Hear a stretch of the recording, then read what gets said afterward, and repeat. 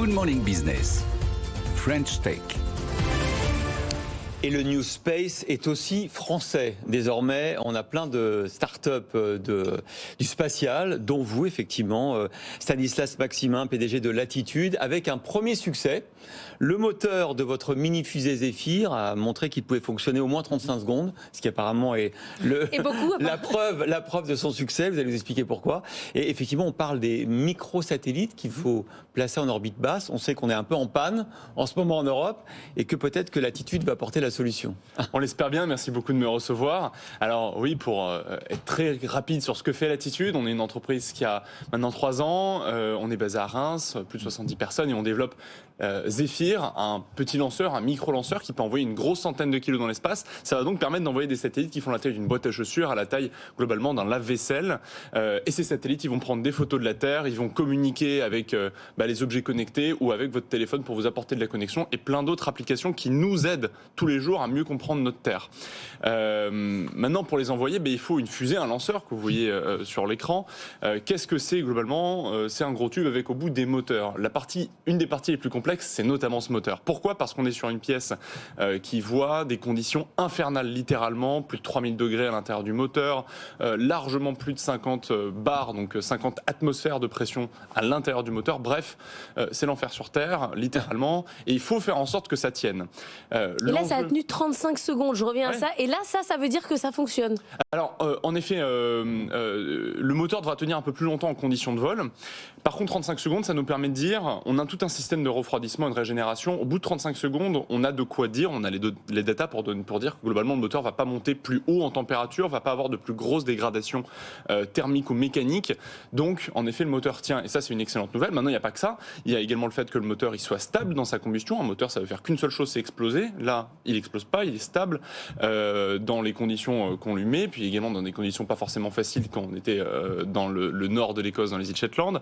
Et puis, en plus de ça, ça confirme également tout le design. Le moteur, il est complètement imprimé 3D, en seulement 3 pièces, en impression métal. Oui. Donc en plus, il fallait prouver ça. C'était pas évident. On est quand même dans la température à l'intérieur, 2 fois la température. Grosse avancée. Anthony et bouche bée. Mais oui, d'un point de vue technologique, c'est absolument fascinant. Et puis d'un point de vue business aussi, parce que j'imagine que derrière, l'enjeu, ça va être de pouvoir envoyer plus de satellites et donc de faire baisser aussi les coûts de lancement. J'avais lu que le coût moyen, c'était $50,000 par kilo aujourd'hui, et que vous vouliez faire baisser les coûts à $10,000 par kilo. C'est ça l'idée ? Alors, pour du 10 000, on va plutôt être sur des lanceurs, on va dire, un peu charter, type type SpaceX, etc., avec le défaut de ne pas pouvoir choisir son orbite. On est donc sur du transport en commun, qui sert beaucoup de clients, mais qui, vous n'êtes pas si vous voulez aller de l'autre bout de Paris, et que vous êtes desservi par pas le RER A.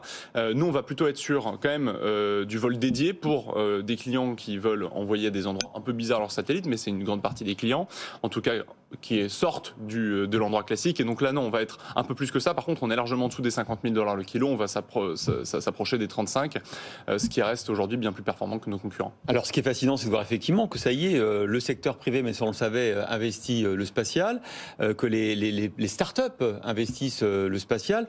Ce qui est intéressant aussi, c'est de voir que le CNES vous suit, puisque vous faites partie des 7 entreprises européennes retenues justement pour intégrer notamment le centre spatial guyanais. Tout à fait. Donc bientôt, vous allez lancer depuis Kourou. On l'espère, on accélère les travaux avec notre agence spatiale, justement pour permettre ça. Donc c'est un grand plaisir, un grand honneur d'avoir été sélectionné. Est-ce qu'on peut pallier les carences d'Ariane, par exemple, et des lanceurs Vega ? Est-ce que vous allez pouvoir lancer des satellites à peu près de même taille que ce que faisait Vega ? Alors non, Vega aujourd'hui, ça peut envoyer entre une tonne 5 et 2 tonnes, donc on va pas pouvoir... C'est la machine à laver, quoi. Ouais. Non, aujourd'hui on a un vrai souci. On n'a plus de lanceurs en Europe, bien sûr. Et ce pendant encore probablement 1 an et demi, 2 ans. C'est une complexité énorme. Également pour nos clients. Moi, ça me rend pas heureux d'être dans ce marasme-là dans le secteur des lancements.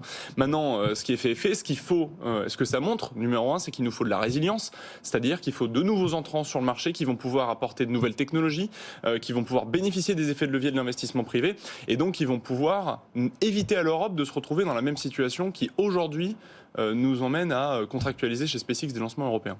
Et justement, le New Space, c'est aussi une guerre des cerveaux. Il y a beaucoup de concurrence, beaucoup de startups qui se lancent. Enfin, comment vous faites pour que vos ingénieurs partent partent pas chez SpaceX typiquement? Alors, on a la chance que c'est pas si simple la limite des la limite des frontières. C'est-à-dire que SpaceX recrute très peu des étrangers, mais de par les contrats de défense américains, même s'ils le font parfois. Non, factuellement, c'est en effet un vrai enjeu. On passe énormément de temps à nous focaliser sur le recrutement, recruter les meilleures personnes, et puis derrière aussi les mettre en valeur, les valoriser, en tout cas du mieux possible. Mais c'est en effet un enjeu, et on entend beaucoup d'entreprises un peu plus historiques se plaindre du manque de talent sur le marché. Pour compléter la question d'Anthony, j'aurais été encore plus direct. Est-ce que Elon Musk a déjà appelé Stanislas Maximin? Non, je sais qu'ils nous connaissent de sources sûres, mais non, pas à ce niveau-là non plus. Bon. Ça va peut-être venir. Hein. Si vous avez Twitter, ça peut peut-être marcher. Voilà, il peut m'envoyer un DM sur C'est quoi les prochaines étapes maintenant que le moteur fonctionne, que vous avez prouvé que c'est stable? Vous avez un calendrier? Absolument, on a un calendrier. Ce moteur, on va continuer à le tester parce que là, on l'a testé en tout une 60aine de secondes, ce qui est pas mal en essai cumulé. Maintenant, il va falloir continuer des essais. Donc, on retourne en essai en avril. On modifie un petit peu le design. C'est l'avantage de l'impression 3D. Hein. On relance un moteur en impression et puis c'est reparti. On va légèrement modifier le design pour améliorer ses performances. Une fois que ça c'est fait, on valide le moteur de vol. Ça, c'est pas le moteur de vol. Le moteur de vol est un peu plus puissant. On va valider ce moteur en juin. Une fois que c'est fait, on le teste à la fin de l'année 2023. On fait toutes les batteries de test lanceur courant de l'année 2024, voire début 2025, et on va au premier vol début 2025. Et levée de fonds? Et également les levées de fonds qui vont aller avec, c'est clair, cette année, l'année prochaine. Il vous faut quand même 150 millions d'euros d'ici 2027 pour mener à bien le programme. Ouais, à la fois finaliser le développement lanceur, puis également industrialiser, parce que c'est pas juste faire un lanceur puis se dire on arrête. Non, c'est industrialiser des lanceurs sur le long terme. On y arrive parce que c'est quand même un business très risqué, le business épuisé. On voit même Ariane est en panne. Donc vous arrivez à trouver des investisseurs qui vont vous donner 150 millions in fine? C'est une bonne question. Alors forcément, c'est beaucoup plus dur que des boîtes SaaS ou des marketplaces, on va pas se le cacher.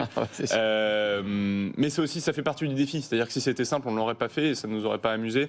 On a la chance d'avoir des investisseurs qui ont une vision plus long terme, qui ont une vision de la souveraineté, qui ont une vision de la compétitivité technologique et industrielle française. Et puis on est aidé aussi par tout cet engouement côté BPI, puis côté gouvernement, qui veut réindustrialiser la France. Le spatial est une industrie qui exporte plus qu'elle n'importe, et c'est une industrie d'excellence. Donc je pense que on a parlé avec une grande conviction. Ça donne envie de vous suivre quand même. Elle est prête à mettre une partie des 150 millions.